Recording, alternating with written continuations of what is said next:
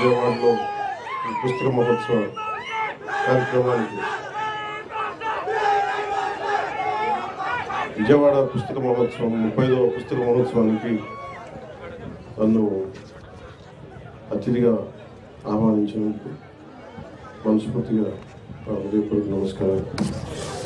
ఇక్కడ చేసిన పాత్రికేయులకి, విశిష్టమైన అతిథులకి, ఇక్కడ చేసిన అభిమానులందరికీ హృదయపూర్వక నమస్కారం. అలాగే కృతివెంటి శ్రీనివాసరావు గారికి, మానికొండ నాగేశ్వరరావు గారికి, అప్సరస కృష్ణారావు గారికి, శ్రీ లక్ష్మయ్య గారికి, మనోహర్ నాయక్ గారికి మనస్ఫూర్తిగా నా హృదయపూర్వక నమస్కారం. అలాగే ఎంఎస్కో విజయ్ కుమార్ గారికి ప్రత్యేకంగా ధన్యవాదాలు తెలియజేసుకుంటాను. విజయవాడ బుక్ ఫెస్టివల్ మున్సిపల్ స్టేడియంలో గత సంవత్సరాలుగా నిర్వహిస్తూ నన్ను ఆహ్వానించారు. ముందు ఆహ్వానించినప్పుడు నేను అడిగాను, ఎక్కడ ఇది అంటే వేరే స్టేడియం పేరుతో చెప్పారు నాకు. దేనికి అంటే రెగ్యులర్గా ఉండే మున్సిపల్ స్టేడియం ఇవ్వట్లేదు,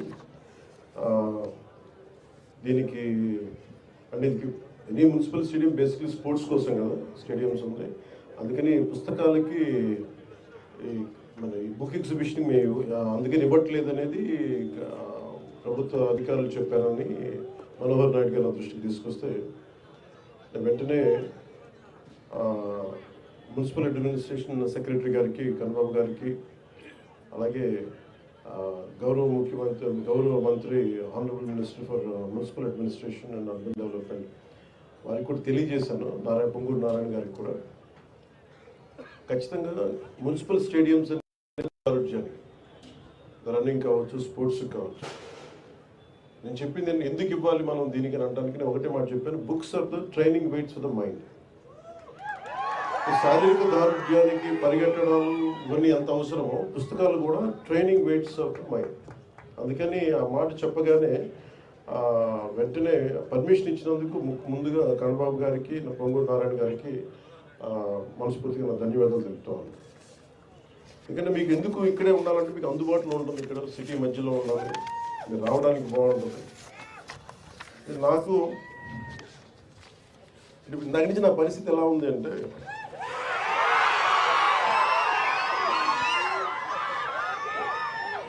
ఒక చిన్న అబ్బాయిని అమ్మా నాన్న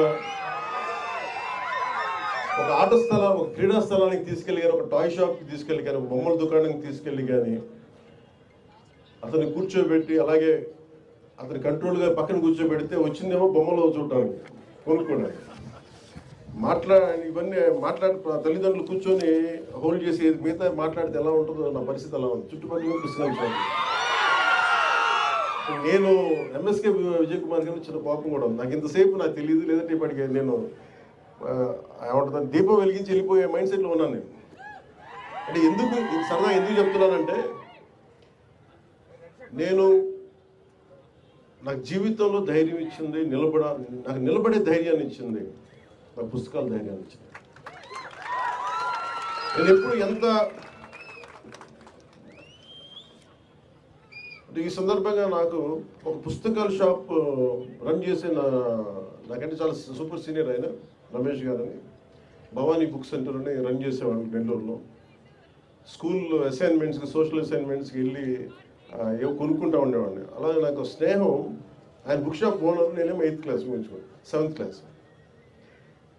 సో అది నాకు ఏం చేసింది, ఆయన బుక్ షాప్కి వెళ్ళి నేను కూర్చొని చదవటం అది నాకు చాలా చాలా సహాయపడింది.